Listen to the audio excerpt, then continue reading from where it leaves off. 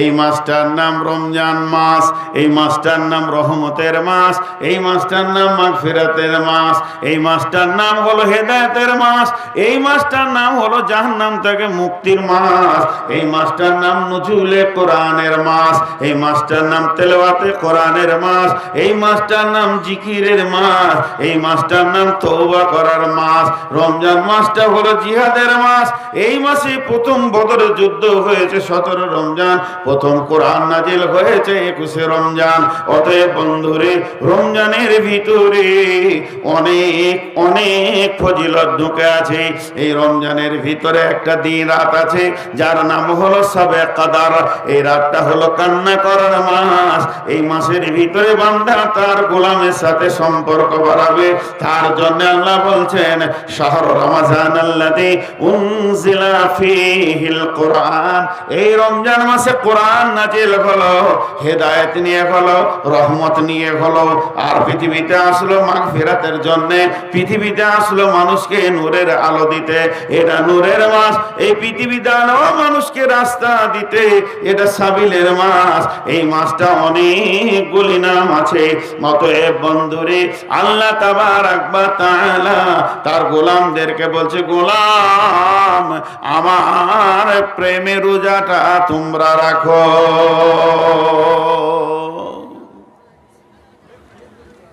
জি, আমরা সবাই রোজা রাখবো ইনশাআল্লাহ। রোজা তো অনেক ফজিলত আছে হাজি। এই যেমন এখানে 5টা ধরেন প্রাইজ আছে, একটা একটা করে ছেলেকে ডাকচার প্রাইজগুলো নিয়ে যাও। একজনকে বললে এটা তোমার প্রাইজ, এটা তোমার প্রাইজ, আর কাউকে বলছে এটা তোমার প্রাইজ। এভাবে প্রাইজ দিতে রয়েছে। আল্লাহ তাবারাক ওয়া তাআলা বলছেন, ইয়াকুলুল্লাহু আযজা ওয়া জাল কুল্লু আমালি ইবনি আদম লাহু ইল্লা সিয়াম ফাহুয়া লি ওয়া আনা আজজি বি ইন্নামা ইয়াতরুকু তাআমাহু ওয়া সারাবাহু।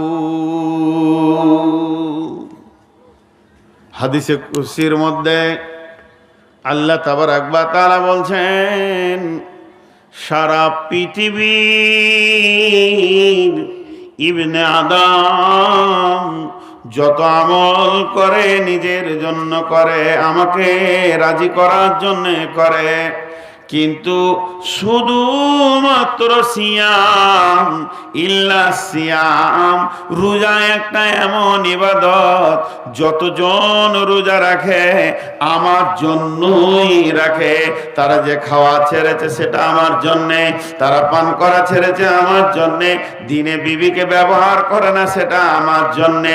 এই যে আমার জন্যে তারা ছেড়েছে, এর প্রাইজ কিয়ামতের মাঠে কি হবে? আজজিবি, এর কিয়ামতের মাঠে আল্লাহ তাবারাক ওয়া তাআলা সশরীরে রোজাদারদের কাছে এসে বলবে, ও রোজাদার হাসরবাসীরে, তোমরা যারা রোজাদার আছো, তোমাদের প্রাইজ তোমাদের সামনে দাঁড়িয়ে আছে, তোমরা তোমাদের প্রাইজকে গ্রহণ করে নাও।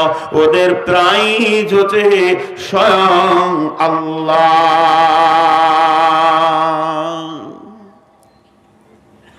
জি, রোজাদারদের প্রাইজ স্বয়ং আল্লাহ। আমরা রোজাটাকে খুব অবহেলায় রেখেছি। ভাই, যে কদিন আসেন 1-2 করে উঠছেন, উঠতে লাগলে তো আমি সমাপ্তি ঘোষণা করব। শুধু আর একটা হাদিসের তর্জমা করব, বেশি লেট করব না। আপনারা বসেন, আর মাত্র 10-15 মিনিটের জন্য বসেন, উঠে না। 2টো লোক উঠে গেলে আর 5টা লোক চলে যাচ্ছে। আর এখন জালসা 11টায় শেষ করার চিন্তা করতে হবে। আর ভাই, সবাইকে বলছি, আজকে যাদবপুরের লোক জালসা কমিটি, কালকে আর কোনো গায়ের লোক জালসা কমিটি হবে। সবাইকে বলছি মেলা বন্ধ করেন। যাদবপুরওয়ালারা করেছে তো ওই গায়ে যে বসেছে। আমি ওই গায়ে যখন গাড়ি নিয়ে ঢুকছি তো বলছি এটা তো যাদবপুর মনে হচ্ছে না, ফের মেলা রয়েছে, কি ব্যাপার? হ্যাঁ, আওয়াজ পাওয়া যায় না। ড্রাইভার বলছে যে মেলা রয়েছে, জিলিপি বিক্রি হচ্ছে, তো কোনো মাইকে সাউন্ড নেই। আমি তখন ভাবছি তো তাহলে এখন এসার টাইম হয়ে গেছে মনে হয়, নামাজ টামাজ পড়ছে। তা খাল পার করে দেখছি, মানে ওরা আছি। ভাই, মেলা বন্ধ করে। এবার যতজন রোজা রাখবে ততজন হলো মুত্তাকি। কত বড় সৌভাগ্য আমাদের। হাসতে হাসতে জান্নাতে যাবে, সব গুনাহ মাফ হয়ে যাবে রমজান মাসে। আমি আপনাদের সামনে দুটি ছোট ছোট কথা বলছি এবার। বিসমিল্লাহির রহমানির রহিম। মান সামা রমাজানা ঈমানা ওয়া ইহতিসাবা গুফির লাহু মা তাকাদ্দামা মিন জামবি ওমান কামা কিয়ামাল লাইলি ওমান কামা কিয়ামাল লাইলাতুল কদরি ঈমানা ওয়া ইহতিসাবা গুফির লাহু মা তাকাদ্দামা মিন জামবি।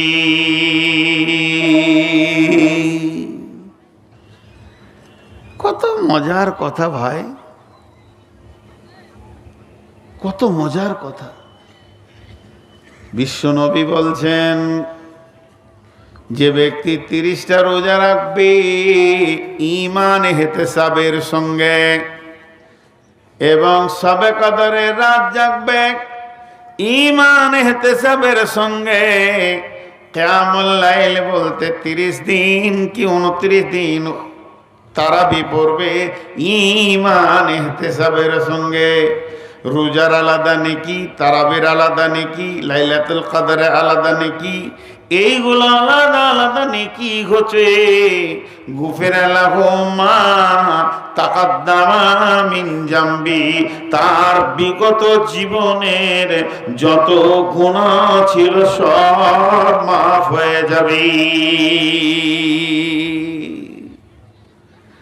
রমজানে যে রোজা রাখলো তার জীবনে যত গুনাহ ছিল সব মাপ। কেউ বলছে কিছু গুনাহ মাপ, যাই হোক মাপ। হাজি ভাই, আমার একটা প্রশ্ন আপনাদের কাছে, আমি মাথা মোটা মানুষ, বুঝতে পারছি না, বুঝিয়ে দেন তো। রমজান মাসে 30টা রোজা রাখলাম, তারাবি পড়লাম, চোখের পানিতে কাঁদলাম, সব কিছু করলাম, যে আমার জীবনের গুনাহ সব মাফ হয়ে গেল। আবার রমজানের পর শুরু করে দেব। খাতা যখন খালি হয়েই গেল, এবার শুরু করবো চুরি করো, বাটপারি করো, মিথ্যা কথা বলো, জেনা ব্যভিচার করো, সুদ খাও, লোকের মাল চুরি করো, লোকের মাল মেরে লাও, 2-4টা মার্ডার করে টাকা পয়সা লুটে ফুটে আবার রোজা আসবে রেখে নেবা, ঝামেলা খতম। কথাটা ঠিক বুঝে এলো কি না? আরে হ্যাঁ না বলে না? এতগুলো লোক চুপ করে বসে আছে। সারা বছর যা মন যাবে কর, লুটেলে, লুচ্চামি থেকে নিয়ে, বেশ্যাগিরি থেকে নিয়ে, চুরি, বাটপাড়ি, সুদ, বেঈমান, যা ইচ্ছা যাবে কর, খালি রোজা রেখে নিব। বিশ্বনবী বলেছেন তোর জীবনের গুনাহ মাফ। তো মাফ মাফ হবে কি হবে না? কেউ কেটে দিতে পারবে যে মাফ হবে না? কেটে দেখতো। হাদিসটা তো রসুলের, কারো কাটার ক্ষমতা নাই যে মাফ হবে না। তাহলে মাফ হবে। কি মজা, কি মজা। রোজার পরেই সুদের ব্যবসা লাগাবো, কি মজা। কোটি কোটি টাকা করে নিব। কিন্তু একটা জিনিস জানেন, মুসলিমদের একটা বাচ্চা ছেলেও জানে, সেটা কি? বিনা উজুতে নামাজ হবে? হবে না। 4 বছর 5 বছরের ছেলে, ওর হুঁশ নাই, বাপ মসজিদে নিয়ে গেছে, বাপ উজু করছে, ও হাত মুখ ধুইলে মসজিদ ঢুকে গেল, ভাবছে এটা উজু। তার মানে ওর এই জ্ঞানটুকু হয়েছে বিনা উজুতে নামাজ হবে না। কিন্তু উজু নামাজ নয়। উজুটা কি নামাজ? কিন্তু লা সালাতা ইল্লা বিতহুর, উজুটা নামাজ নয়, কিন্তু উজু ছাড়া নামাজ। রোজার 2টা শর্ত আছে, এটা আজও পর্যন্ত আমরা খেয়াল করিনি। আল্লাহ রসুল বলছেন, চলছে না চলছে, শুধু এতটুকু বোঝাতে চাইছি, মুসলমান ধর্মের ভয়ের জাতি নয়। মুসলমান মরে খোশ হয়, বেঁচে থেকে খোশ হয় না। যদি হুদাইবিয়া দেখেন, তবুক দেখেন, খন্দক দেখেন, ওহুদ দেখেন, বদর দেখেন, যে কোনো জিহাদ দেখেন, মুসলমানরা আনন্দের সঙ্গে জান দিতে জানে। অতএব আপনারা তৈরি থাকবেন। আজ মুসলমানদের যা পরিস্থিতি চলছে, তাতে দেশকে আগে বাঁচাতে হবে, তারপরে ঈমান বাঁচাতে হবে। দেশ, ঈমান, জাতি এবং আওরাত সম্পদের লড়াই চলছে, এগুলোকে বাঁচানোর জন্য তৈরি হয়ে থাকেন। একদম ভয় করবেন না। আমাকে একজন জিজ্ঞেস করছে কেমন আছো, পশ্চিমবঙ্গের অবস্থা কি? বলে আমরা উহুদের প্রান্তে দাঁড়িয়ে আছি, বদরের প্রান্তে দাঁড়িয়ে আছি। কখন লাব্বাইক বলে শহীদ হবো জানি না, কিন্তু আমার আল্লাহ একটা রিজাল্ট আমাদেরকে দেখাচ্ছে যে আমাদের সঙ্গে রয়েছেন। যেটা দেখে বুঝতে পারছি সেটা কি, বেঈমানদের হাত দ্বারা আমাদের ভাইদেরকে শহীদ করছেন। 1 নম্বর প্রাইজ পেয়ে গেছি। 2 নম্বর আমাদেরকে গরুর মাংস, কলিজা মাংস ভুনে রান্না করে বিভিন্ন রকম করে খাওয়াচ্ছে, আর একই টাইমে বেঈমানদেরকে পেচ্ছাব আর গোবর খাওয়াচ্ছে। আল্লাহ কত সুন্দর কাজে নিয়োজিত আছে। এরপরও যদি কোন মুসলমান বলে যে আমাদের সঙ্গে আল্লাহ নাই, তাহলে সে ভুল করবে, তার ধারণা ভুল। আল্লাহ আমাদের সঙ্গে আছে ইনশাআল্লাহ। এই ভারতবর্ষ মুসলিমরা শাসন করেছে, আমাদের পূর্বপুরুষদের দলিল রেকর্ড করছে আছে যে মুসলমানদের শাসন করেছে। কোনো পাপের কারণে মুসলমানদের হাত থেকে চলে গেছে বেঈমানদের হাতে। 950 বছর মুসলিমরা চালিয়েছে, এরা 75 বছর চালাতে গিয়ে ভরা নদীতে নৌকা ডুবো হয়ে গেছে। এই মাতালের দল, গোবর খোর দল, যাদের মাথায় গোবর আছে, এর আর কি করে দেশ চালাবে? আবার আমাদের হাতে ফিরে আসবে ইনশাআল্লাহ। জোরে বলেন ইনশাআল্লাহ। এটা একটা বার্তা। আর জালসা কমিটিকে বলবো, আপনাদের জানা আছে কিনা, থাকবে জানা, আপনারা শিক্ষিত মানুষ, কোন মহফিল যদি হয়, গ্যাদারিং যদি হয়, ভারতবর্ষ সরকারের একটা নিয়ম আছে, আপনারা যদি দরখাস্ত দেন তো থানা আপনাকে পুলিশ দিতে পারবে। আমি যতগুলো জালসা আমার মাদ্রাসায় করেছি, থানাতে 1 মাস আগে দরখাস্ত দিয়েছি, স্যার আমার গ্যাদারিং হবে 2-3-4 হাজার লোক, সামালতে পারবো না, পুলিশ দেন। কটা নেবেন? বলে অন্তত 6-7টা পুলিশ দেন। ওনারা 4-5টা পুলিশ দিয়েছেন, সিভিক দিয়েছেন 20টা।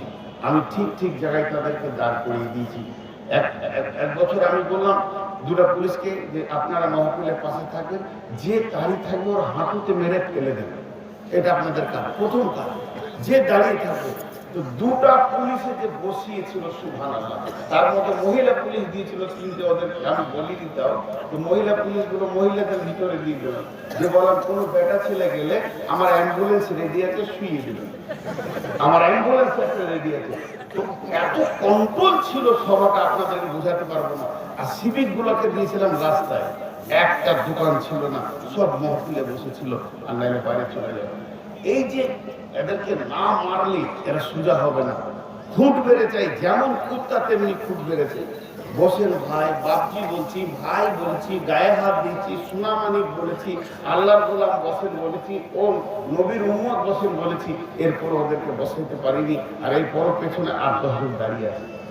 এদেরকে কোন নম্বর খুঁট বেড়ে লাগবে আল্লাহ জানে। জি, ওরা দুজনে তো গল্পতেই মেতে আছে। আজকের একটা নোংরা খবর আছে, যদি বলে দিত মহফিল ভেঙে যাবে, কেউ বলবো। এখন এবার আমি বায়ানের দিকে যাচ্ছি। আল্লাহ তাবারাক ওয়া তাআলা তার পবিত্র গ্রন্থ কোরআনের ভিতরে বেশ কিছু বিশেষণ ব্যবহার করেছেন। ও সকালে আমি এই কথাটি নিয়ে আসি, মানে আমি যেমন অচল, আমার সাথে যে কথাটা অচল, যেগুলো সচল মাল কেটে যাবে, বড় বড় আরবি বলে চলে গেল। তার মানে দেখছে মূর্খটা এখন আছে, তা আমরা কেন আর থাকবো। তো বাতাবর রহমান ভাই অনেক দামি মানুষ, ওনার সঙ্গে 8 ঘন্টা গল্প করলাম। উনি বললেন আমার কাজ আছে, চলে যাবো ভাই। আফসোস, ওনাকে আমি দাওয়াত দিলাম আমার বাড়ি যাওয়ার জন্য, উনিও দাওয়াত দিলেন। বাকিগুলো কেন বুঝে বুঝি না। তার মানে বুঝে নিয়েছে যে এখন ভালো বক্তা